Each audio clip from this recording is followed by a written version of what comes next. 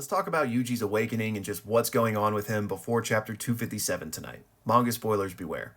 Alright, so to start things off, let's talk about what Yuji is already capable of. And shout out to John for this question on how Yuji is able to use blood manipulation. So, a few months ago, I put out a theory speculating that Yuji was going to have blood manipulation, and that also might be why his arms are this way. So, we now have had that mostly confirmed because Yuji has been using blood manipulation. We just don't know if the arms are a part of that yet.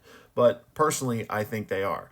And I think that's because Yuji ate the Curse Wound Death paintings, aka he and Choso's brothers. Now, like I said, I put out a video a couple months ago about this theory, so I'm going to link that down below if you kind of want the full breakdown with the panel evidence. But essentially, he ate the Curse Wound Death paintings and absorbed power from it.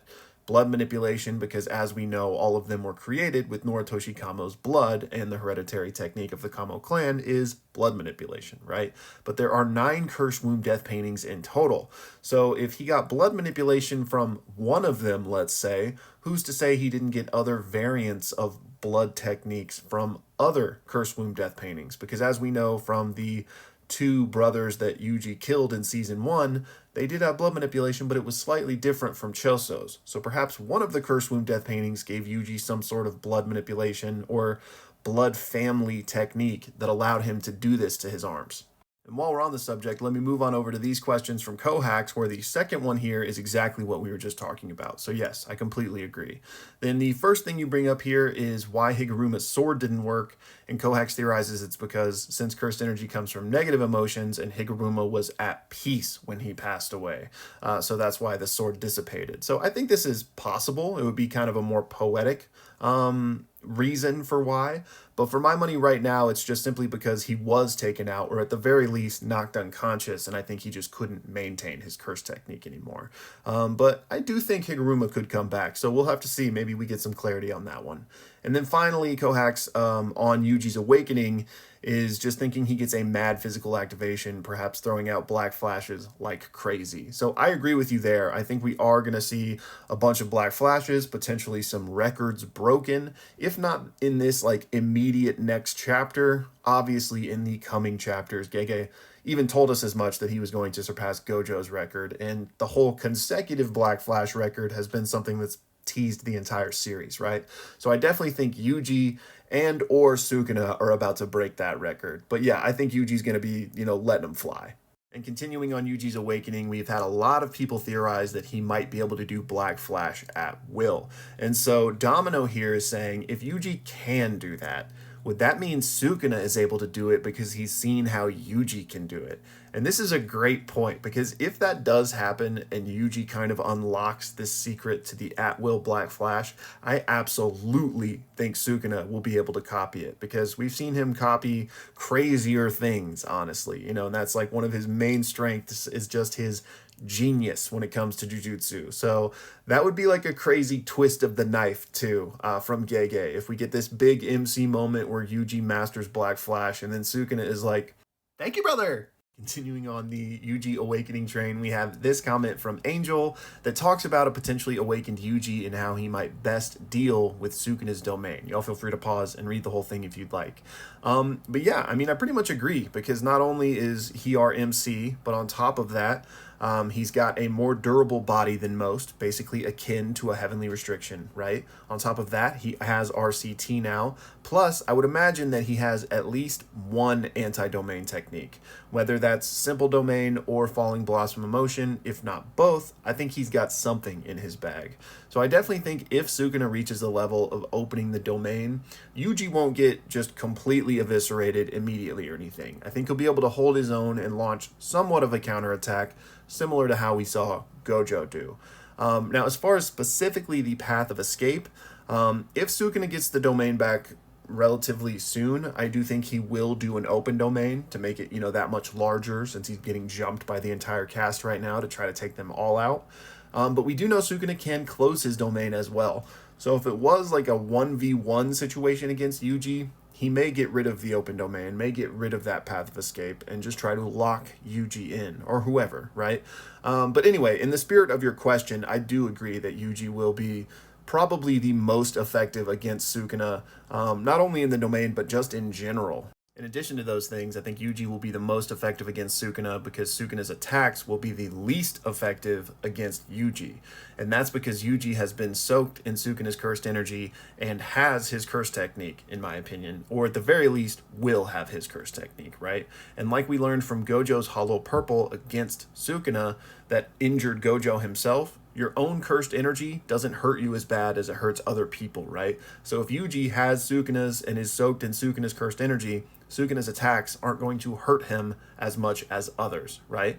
So now let's kind of use that to segue into what I think Sukuna's true curse technique is. And I've talked about this at length in another video, so this will just be the nutshell version. But I think that Sukuna's true curse technique is his shrine, his ability to store other abilities, right? So cleave and dismantle would just be one of those abilities. And so I think Yuji already has shrine. I know people have been waiting for him to, say cleave or dismantle, and that still may be coming. But I think he already has shrine because in the same way Sukuna can steal and absorb other abilities, I think Yuji can too, and he's already been doing it with blood manipulation, like we talked about earlier in this video. And again, if you want the full breakdown with panels and evidence explaining why I think Sukuna's true curse technique is shrine and it's this ability to absorb other powers, which would then explain why Yuji is doing what he's doing, check out my video on it. It will be pinned on both Instagram and TikTok. And if you're watching on YouTube, I'll pin it down in the comments as well. But on Sukuna's curse technique, I have this question from Mick that asks, does Gojo know Sukuna's curse technique? And I believe this is in response to a video I put out yesterday, maybe the day before, about how Gojo's Six Eyes can just look at somebody and determine their curse technique, right? He's done this a couple of times in the story. It's just one of the abilities of the Six Eyes. But however, in that video, I talk about we don't know exactly what kind of information Gojo is getting. It's not as if he just gets a brain download of, the blueprints with the FAQ explaining every facet of the technique, right? I would imagine it's more of a generalized sense of what the technique can do. And I would also imagine that he needs to see the person actually using cursed energy to get this understanding.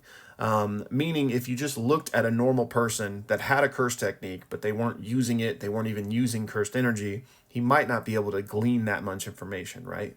So does Gojo know Sukuna's curse technique? I think he has some information on it, but if Sukuna's true curse technique is something like Shrine and isn't Cleave and Dismantle, then Gojo may not know too much about it since he's never seen Sukuna use that aspect of it. He wasn't there in Shibuya when he used the flame arrow, and in his fight against Sukuna, Sukuna only used Cleave and Dismantle and 10 Shadows. So I think Gojo would know a lot about those, but not necessarily the nuance of Sukuna's true curse technique.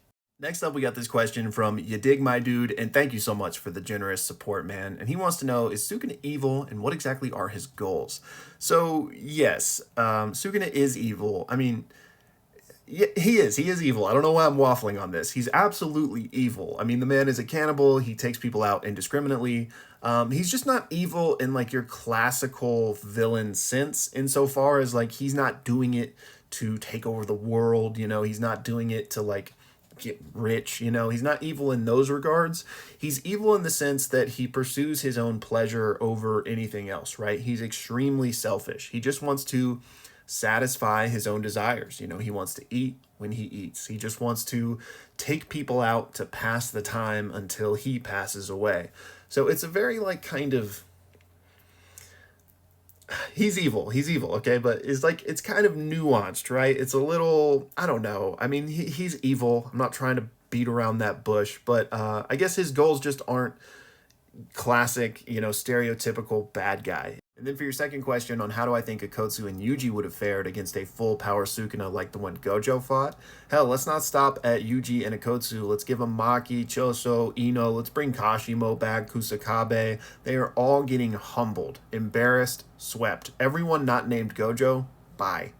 And finally, we're going to end things off with a bit more of a lighthearted question from Zachariah on could Yugi beat Sukuna with a card monster domain? So I actually don't know enough about Yu-Gi-Oh! To know like what insane powers some of the monsters have, but I imagine at least a few have some like ridiculous powers. So I would say that yes, Sukuna would probably get bodied by this if Yugi's domain refinement was greater than Sukuna's, because Sukuna might just win the domain clash.